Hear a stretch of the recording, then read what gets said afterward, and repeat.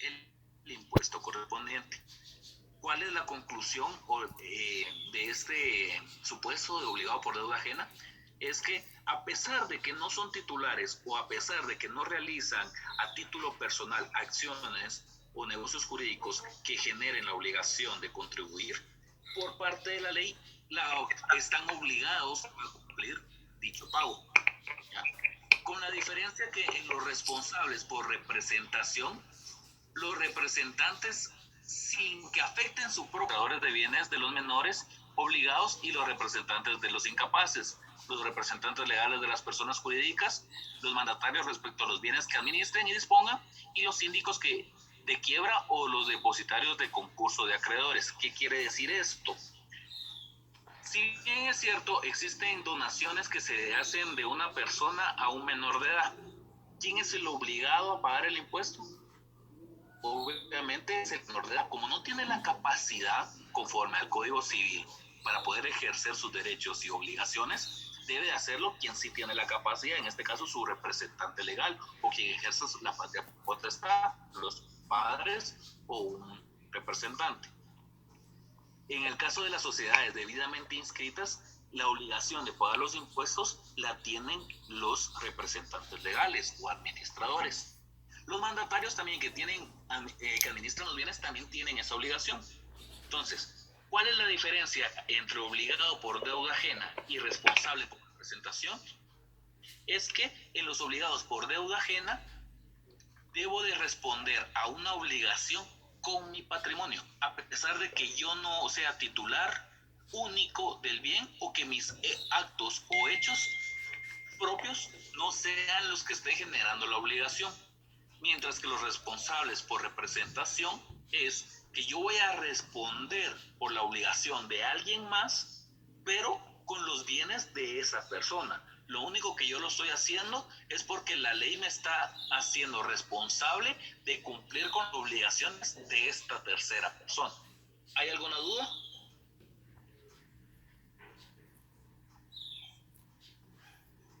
Ninguna.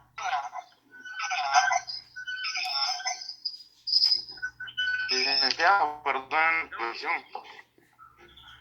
Lick, en relación a las personas que son inválidos o incapaces de venir y valerse por sí mismos, siempre tiene que haber un representante de que sea familiar o lo puede delegar el juez o a través del juez otra persona que sea totalmente. En el caso de los declarados incapaces, sí puede ser una persona que no sea familiar, que lo haya declarado. El ejemplo de las personas que se encuentran ausentes o van a ser declarados ausentes. Como no se sabe el paradero de esta persona y se sabe que tiene bienes, es necesario declararlo ausente para que el juez nombre a uno como su representante legal. No importa que no sea familiar. Pongámoslo en el caso de los mandatarios judiciales. Bien, los mandatarios judiciales están normados en la ley del organismo judicial, y para que una persona pueda ser representada en juicio por otra persona, debe de ser o un familiar dentro de los grados de ley o bien un abogado. ¿Ya? Entonces, sí puede tener la representación de un incapaz una persona que no sea su familiar. Con otra consulta. ¿Sí? En relación a como usted dice que el juez tiene que declararlo, porque ya no se sabe dónde, o el paradero de personas, son 5 años, según recuerdo yo. No, ahí se da la confusión de que entre la muerte presunta y la ausencia.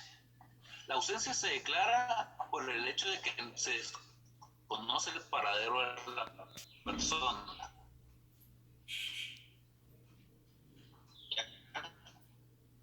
Se sabía que se tenía residencia dentro del territorio nacional, pero después se desconoce su la calificada, que es cuando se da algún hecho natural como un terremoto o una tragedia, que se sabía que la persona estaba ahí, entonces no se tiene que dejar transcurrir los 5 años. Y la otra parte es que cuando se transcurren 5 años después de declarar la ausencia, se puede declarar la muerte presunta.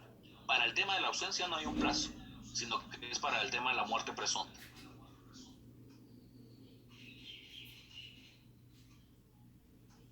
¿Estamos bien? Sí, gracias, mi licenciado, muy amable. La verdad es que sí tenía esa confusión en relación a la muerte presunta, o perdón, a la ausencia, porque como usted en la otra clase dijo que habían personas ausentes, lo declaraba un juez, pero, no, el juez, pero según usted me está diciendo que la calificada es por tragedia, o que se sabe que estaba la persona ahí, pero al final de cuentas no apareció. Ahora bien, la otra, ¿cuál es? Aparte de la calificada, ¿cuál es la otra, Mili? La muerte presunta, por eso es la calificada, es que pongamos el ejemplo de la tragedia del volcán de fuego. Entonces, hubieron familias que quedaron soterradas por eso, que se sabía que estaban ahí, entonces no es necesario declarar la ausencia, sino que se puede declarar de una vez la muerte presunta, porque se tenía conocimiento que las personas estaban ahí. Mientras que la otra forma de declarar la muerte presunta es que después de declarado ausente a la persona, deben de transcurrir 5 años para que se pueda declarar la muerte presunta. Para el tema de la ausencia, no es necesario cierta cantidad de... Hay personas que migran a los Estados Unidos y que se van a través de coyotes. ¿Ah? Entonces no hay un movimiento migratorio que establezca que salió del país. Pero se tiene conocimiento por parte de las familias, de los familiares, que él está residiendo en Estados Unidos. Pero él tenía pendiente un caso, un juicio de, pongámosle, de deudas, ¿verdad? Entonces, algún crédito que debe pagar y lo tienen demandado. Entonces, no se puede continuar con esa demanda porque no tiene nombrado un representante legal para que lo represente en el juicio. Entonces, para que lo puedan representar en el juicio, se tiene que promover la ausencia para que el juez otorgue a una persona la capacidad de poderlo representar en el juicio. Entonces, no tiene que pasar ningún tiempo para el tema de la ausencia. Los 5 años es para el tema de la muerte presunta. Gracias, Milik. Aclarada la duda, muy amable. El siguiente elemento de la relación jurídica tributaria es el hecho generador. El hecho es el hecho que efectivamente se ha realizado en el territorio en un determinado momento y que se adecua perfectamente a la hipótesis legal establecida en la ley, dando nacimiento a la obligación tributaria. ¿Qué quiere decir el hecho generador? Pues prácticamente es la actividad o el bien que genera la obligación de pagar tributo. Dentro del hecho generador hay 2 elementos, el objetivo y el subjetivo. El objetivo es la cosa, el hecho e incluso la simple cualidad de la persona que lleva a cabo el hecho que constituye el presupuesto objetivo del impuesto. Pongamos el ejemplo en la cosa. Es la cosa que genera un hecho generador. Pues si yo soy propietario del bien inmueble, yo tengo la obligación de pagar el IUCI. La cosa que genera la obligación es el bien inmueble. Si yo soy propietario de un vehículo o de una motocicleta, yo debo de pagar el impuesto de circulación. La cosa que genera la obligación de pagar impuesto es la motocicleta o el vehículo. El hecho, si yo realizo una compraventa de alguna mercadería, yo estoy realizando un negocio jurídico, que ese negocio jurídico da lugar a que se deba de pagar el impuesto. Esa es la actividad o el hecho que genera la obligación de pagar un impuesto. Si yo realizo una segunda compraventa de un bien inmueble, debo pagar el impuesto de timbre fiscal. La compraventa que yo hice es el hecho o la actividad o el negocio jurídico que da lugar al origen de la obligación tributaria. Y con la simple cualidad de la persona. Si yo soy una persona que tiene ingresos mayores de 2.000 quetzales, que radico en el territorio guatemalteco y que tengo menos de 60 años, yo estoy obligado a pagar cada año el impuesto del boleto de ornato. Simplemente porque tengo cualidades, que trabajo, resido dentro del territorio y que tengo un ingreso mayor de cierta cantidad. ¿Ya? Esas son las cualidades y por eso es objeto de pagar cierto impuesto. Ese es el elemento objetivo. El sujeto, pues, es la relación preestablecida en la ley, en la que debe de encontrarse el sujeto pasivo con el elemento objetivo para que pueda surgir el crédito impositivo. ¿Qué quiere decir esto? Que el subjetivo prácticamente debe de estar la norma establecida donde me indica quién es el obligado a pagar el impuesto, por qué debe de pagar el impuesto, cuándo debe pagar el impuesto y en qué consiste el impuesto, respetando esto el principio de legalidad. ¿Alguna duda? Lick, yo me confundo con eso lo subjetivo, la verdad. ¿Con el subjetivo o con el objetivo? No, con el subjetivo. El subjetivo prácticamente es que debe existir la norma. Respetando el principio de legalidad, debe de existir la ley que me indica quién es el obligado, cuál es el hecho generador, cuándo debo de pagar el impuesto y en qué consiste el impuesto. ¿Ya? El subjetivo es prácticamente la ley que lo regula. Sí, pues eso es como lo legal, por decirlo así. Ah, ya entendí. Es que me confundía, pensé que era como que lo mismo, pero en diferentes palabras. No. Ya, gracias, Lick. Licenciado, perdone. ¿Sí? Con el objetivo, en relación, usted estaba hablando de a las personas que tienen cierta cantidad de años, pero que perciben algún ingreso.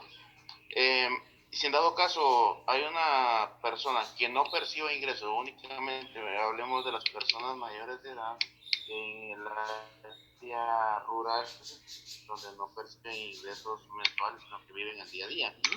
Ellos están obligados o no a pagar están exentos, pero ese es otro elemento que lo vamos a ver más adelante.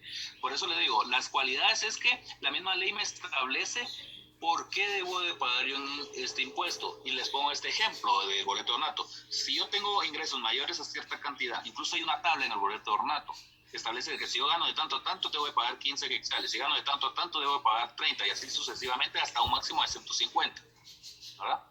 Entonces, pero existen personas que no encuadran en esas cualidades y que no deben de pagar, pero eso ya vamos a verlo más adelante, obvio, para aclararle su duda. Continuando, el objeto impositivo. Los tributos tienen una finalidad de carácter económico, dado que lleva implícito que es obtener la percepción de recursos en dinero. Artículo 1, Ley del Impuesto sobre la Renta. El objeto impositivo quiere decir que el tributo siempre va a ser cuantificado en dinero, ¿ya? Siempre el recurso va a ser dinerario. La recaudación tributaria no va a ser en especies, sino que va a ser a través de la recaudación económica, la recaudación de dinero. Ese es el objetivo impositivo. El tipo impositivo, también llamado elemento cuantificante, es la cuantía o porcentaje que resulte asignada a cada deuda tributaria. Ese tipo impositivo está realmente establecido en la ley. ¿Qué quiere decir esto? Es que si existe un hecho generador, que va a ser el por qué debo de pagar el impuesto, también va a haber que el objeto impositivo va a ser dinero, que el impuesto lo voy a pagar en dinero, ¿verdad? Pero el tipo impositivo va a decir cuánto debo de pagar. Y vuelvo al tema del boleto de ornato. Me voy apurando que ya nos quedan 10 minutos. El tipo impositivo va a indicar que porque hay un hecho generador y hay un elemento subjetivo que me dice la ley, también ese elemento subjetivo me va a decir cuánto debo de pagar yo por impuesto. Base impositiva, también base imponible, debe definirse como la magnitud que resulta de la medición o evaluación. La base imponible, como su nombre lo indica, sirve para determinar la obligación fiscal o tributaria. Este es el tipo de porcentaje que se va a manejar. En el tema de la ley de timbres fiscales, pues establece que para la compraventa de un bien inmueble, si es una segunda compraventa o posterior compraventa, pues el tipo impositivo será el 3% del valor del negocio jurídico que se va a realizar. El tema del lo que la negociación jurídica. Esta es la base positiva, el porcentaje que se pone para las transacciones que van a generar movimiento temporal del legislador, la descripción del comportamiento que configura el hecho imponible, en qué momento se cumple el hecho generador y en qué momento se cumple el pago. ¿Qué quiere decir esto? En la base legal tiene que establecer en qué momento, es decir, o hago la compraventa del bien inmueble, en ese momento se genera la obligación de pagar el 3%, ¿ya? Pero ¿en qué momento lo voy a pagar? Al momento que la registro, esa compraventa, en el registro de la propiedad, para que ese bien pase a ser a mi nombre. En ese momento es donde se paga el impuesto. ¿Y cómo se va a pagar? Ahí entramos a los diferentes, a lo que hablábamos en el primero, que eran los recaudadores o retenedores, que puede ser a través del notario que compra los timbres fiscales y que se colocan en el testimonio de la escritura, o bien a pagarlos en las cajas de los bancos correspondientes. Y aquí hablábamos de las exenciones y beneficios tributarios. Se realiza el hecho generador, pero existen hipótesis legales que neutralizan la obligación de pagar el impuesto. Esto es lo que nos compara. Ejemplo, el boleto ornato. La obligación de todas las personas que vayan a realizar alguna gestión ante una institución pública es de presentar el boleto de ornato. ¿Y quiénes están obligados a pagar el boleto de ornato?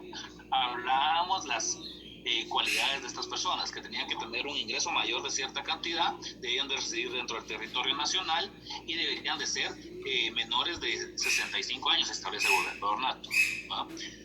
Pero ¿qué pasa con esas personas que no cumplen con esas cualidades?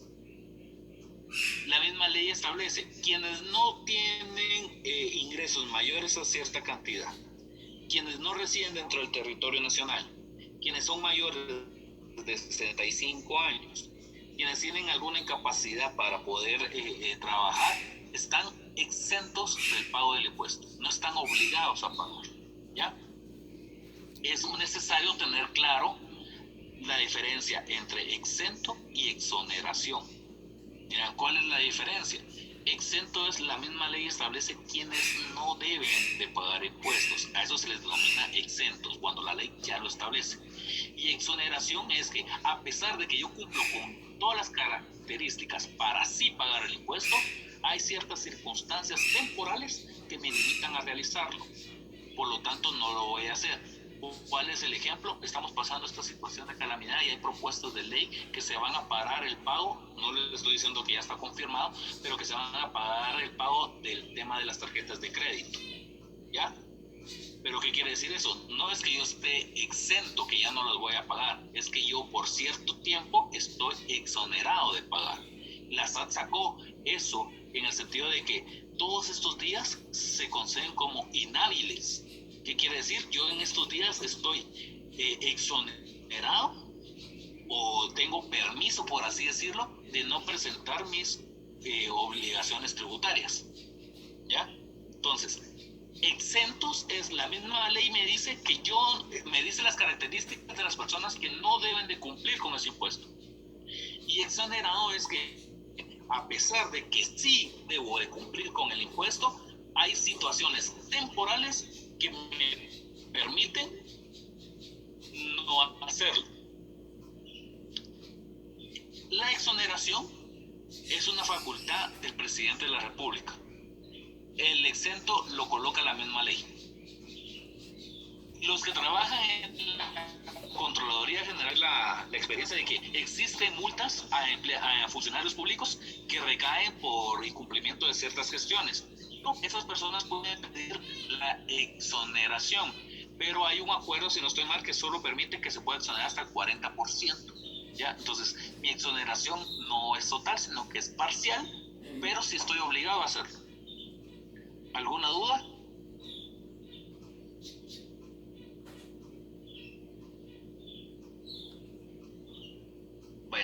entonces ya estamos llegando al final.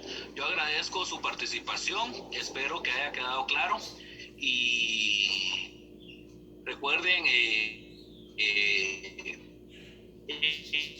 el transcurso de esta semana voy a ver si les empiezo a trasladar el proyecto de una hoja de trabajo para que también vayamos haciendo puntos de zona para que no nos veamos afectados al momento de retomar las clases. Si no, igual el próximo sábado, si Dios lo permite, vamos a estar por la misma vía pudiendo compartir con ustedes la clase. En el nombre de Dios esperamos que esto se resuelva pronto y podamos vernos ya en la universidad. Les extraña, pero cuenten que conmigo siempre van a tener pues el acceso de poder tener sus clases, ¿verdad? Ya sea de esa forma, y si no, nos inventaríamos otra para cumplir con el programa. A mí lo que me interesa no es tanto lo que ustedes puedan obtener en puntos, sino que el conocimiento, porque para mí sería muy fácil mandarles hojas y las presentaciones y que ustedes se las arreglen, pero no se trata de eso. A ustedes están pidiendo que se les den clases y yo estoy tratando de transmitirles lo poco que sé, pero que puedan comprenderlo, ¿no? Entonces, y esperamos vernos. Licenciado. Gracias. ¿Aló? Sí. Licenciado, disculpe, la presentación, esta no la puede enviar. Sí, yo las envío a los chats. Ok. Gracias, licenciado. Igual, licenciado, gracias por su apoyo. Muchas gracias, licenciado, por el aporte, muy amable.